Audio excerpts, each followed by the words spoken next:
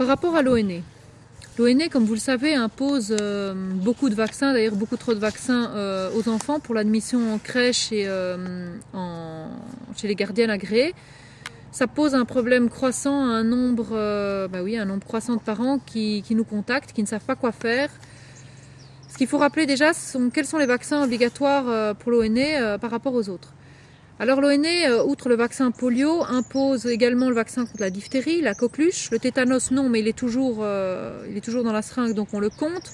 Également le vaccin contre l'hémophilus influenza de type B, la rougeole, les oreillons et la rubéole. Donc voilà, donc ce sont les 8 vaccins. Dans les faits, ça fait 9 vaccins qui sont imposés aux enfants. Bon, qu'est-ce qu'on peut dire là-dessus ? Ce qu'on peut dire, c'est que le vaccin contre l'hémophilus influenza de type B n'est pas exigé dans les crèches françaises. D'ailleurs, dans les crèches françaises, vous avez uniquement les vaccins obligatoires par la loi qui sont légaux. C'est-à-dire que la jurisprudence française a reconnu comme illégaux les exigences de vaccins qui n'ont pas été rendues obligatoires par le législateur. C'est-à-dire que dans les crèches françaises, s'il y a une exigence de vaccin contre le ROR ou contre la coqueluche, c'est illégal. C'est l'arrêt Courty qui l'a montré en France à cet égard. En Belgique, la situation est différente parce qu'il y a un arrêté de la communauté française de février 2003 portant réglementation des milieux d'accueil qui impose, si vous voulez, les dictats de l'ONE en matière de vaccination avec ces 8 ou 9 vaccins obligatoires. Mais en France, comme je vous le disais, le vaccin, par exemple, hémophilus influenza de type B, n'est pas obligatoire dans les crèches. Comment se fait-il alors que l'ONE l'exige? C'est une valence, un vaccin qui fait partie du vaccin 6 en 1 Infanrix-Hexa et également des vaccins pentavalents. C'est un vaccin qui est entre autres diabétogène, c'est-à-dire qu'il peut accroître le risque que votre enfant attrape un diabète de type 1, ce qui est une maladie d'autant plus grave qu'elle survient tôt dans la vie. Le diabète insulinodépendant est une maladie qui va affecter la vue, les vaisseaux sanguins, les reins, le système cardiovasculaire. En 1999 déjà, soit avant que l'ONE n'impose cette vaccination, le docteur Claassen écrivait une lettre au British Medical Journal, dans laquelle il disait que le public devrait être averti, que les vaccins peuvent avoir des effets secondaires à long terme. Il disait notamment qu'ils ont découvert que la vaccination effectuée dès l'âge de 2 mois contre le Haemophilus influenza de type B était associée à un risque plus élevé de diabète tant chez les humains que chez les rongeurs. Il disait que ces études étaient corroborées par d'autres qui ont été publiées sur le même sujet, y compris des études qui incluaient au moins 116 000 enfants, ce qui est un nombre extrêmement significatif. Alors il disait également qu'en mai 1998, une conférence fut organisée à Bethesda, dans le Maryland, pour évaluer les données. Au cours de cette conférence, nous avons précisé que les données concernant le vaccin corroboraient les résultats de nos publications, à savoir que quand la vaccination avait lieu à l'âge de 2 mois ou au-delà, elle était associée à un risque accru de diabète. Notre analyse est également confirmée par une augmentation similaire des cas de diabète après la vaccination Haemophilus influenza aux États-Unis ainsi qu'au Royaume-Uni. Vous savez, en Belgique, le taux de diabète n'arrête pas d'augmenter, y compris chez les enfants. Alors, ce que le docteur Claassen précise également, c'est que la recherche en matière de vaccination a été basée sur la théorie que les bénéfices de l'immunisation dépassaient de loin les risques. C'est ce qu'on n'arrête pas de nous répéter, ça dépasse les risques. Bon, c'est une théorie, ce n'est absolument pas prouvé ni corroboré dans les faits. Et donc, il explique que la sécurité des vaccins à long terme n'est pas du tout assurée. Il n'y a pas d'études qui ont été réalisées sur le sujet. Il explique également que le diabète provoqué par le vaccin ne devrait pas être considéré comme un effet secondaire rare. De nombreuses autres maladies immunologiques chroniques, comme l'asthme, les allergies et les cancers, n'ont cessé d'augmenter rapidement. Elles peuvent aussi être mises en relation avec la vaccination. Nous pensons que le public devrait être complètement averti que les vaccins efficaces dans la prévention des infections peuvent aussi avoir des effets secondaires négatifs à long terme. Un public de mieux en mieux informé ne tardera pas à exiger des études sur la sécurité des vaccins avant toute vaccination de masse. Nous pensons que tout cela devra déboucher sur le développement d'une technologie vaccinale plus sûre. On l'attend toujours, la technologie vaccinale plus sûre. Le problème, c'est que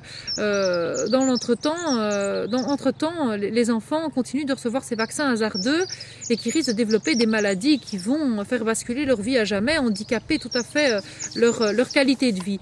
Donc il est évidemment inacceptable que l'ONE exige une vaccination qui peut entraîner le diabète, des effets neurologiques graves, D'autant que le docteur Claassen précise bien qu'en étudiant le diabète, qui n'est qu'une des complications chroniques potentielles du vaccin contre l'hémophilus influenza de type B, nous avons découvert que l'augmentation de la prévalence, c'est-à-dire de la fréquence du diabète, peut plus que contrebalancer la diminution des complications à long terme de la méningite, donc de l'infection naturelle.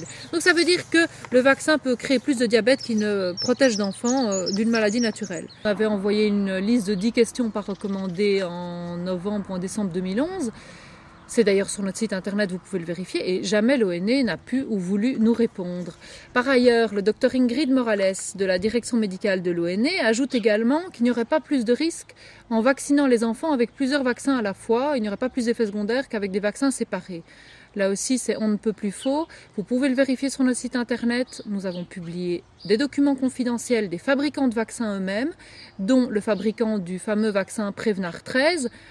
Et la firme Pfizer est tout à fait consciente, de même que les autorités belges et européennes, que le fait d'administrer le vaccin Prevnar en même temps dans une même consultation avec le vaccin Infanrix-Hexa, le vaccin hexavalent, multiplie par 3 le risque d'effets secondaires neurologiques.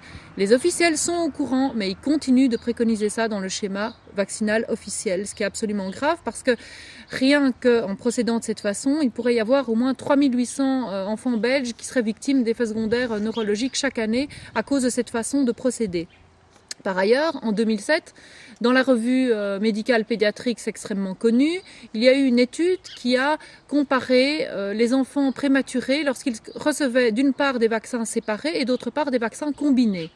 Cette étude a montré qu'il y avait beaucoup plus d'inflammation chez les enfants vaccinés avec des vaccins combinés, qu'ils avaient plus d'apnée et plus d'hémorragie cérébrale. Donc évidemment, quand on va vous dire qu'il n'y a pas plus de risques en administrant des vaccins multiples, c'est faux, c'est contraire à la science et c'est contraire à l'éthique et au droit du patient à une bonne information. Là, ça c'est... Voilà, on voit le document. Un document confidentiel de 1200 pages qui est assez épais, comme vous le voyez, et qui concerne pour 2 ans seulement les effets secondaires du vaccin hexavalent Infanrix-Hexa. Parce que vous savez que l'ONE et les officiels vous parlent toujours de la petite douleur ou de la rougeur au point d'injection, mais malheureusement le fabricant GSK lui-même liste dans ce document plus de 800 effets secondaires possibles, pouvant affecter vraiment tous les systèmes du corps. Alors ça inclut la mort subite, l'autisme, l'épilepsie, la sclérose en plaques bien sûr, le diabète insulinodépendant donc de type 1, toutes sortes de problèmes plus graves les uns que les autres. Alors, ce qu'on peut également signaler, c'est que 5 familles françaises ont déposé plainte relativement récemment devant la justice parce que leurs enfants sont handicapés. Ce sont des témoignages tout à fait bouleversants. Il y a le cas du petit Nello, 3 ans. Ils ont un site internet, je vous invite à aller les voir. C'est l'association Nello Espoir Avenir Guérison. Il y a également la petite Naomi de 4 ans et demi, la petite Lucia de 3 ans, la petite Lolita de 18 mois, Terry de 15 ans. Ça a fait l'objet d'un article dans Paris Match il y a quelques semaines. Les témoignages sont absolument effarants. Je vous lis par exemple, Lucia a failli mourir d'une encéphalite, donc suite au vaccin, qui l'a laissée aveugle et tétraplégique. Vous imaginez évidemment le drame pour cette petite fille et des effets secondaires comme ça, il y en a évidemment de plus en plus. Renseignez-vous, c'est extrêmement important. Je pense que les parents doivent s'unir, c'est ce que nous pensons à Initiative Citoyenne, les parents doivent s'unir pour exiger et arracher cette liberté vaccinale pour leurs enfants, que les parents qui ont envie de crèche où il y a des obligations vaccinales puissent y accéder, c'est une chose, mais évidemment il faut qu'il y ait d'autres structures permettant aux parents qui ont envie de protéger la santé de leurs enfants, de pouvoir les y placer. Il est tout à fait inacceptable que les parents doivent choisir entre leur emploi et la santé de leurs enfants.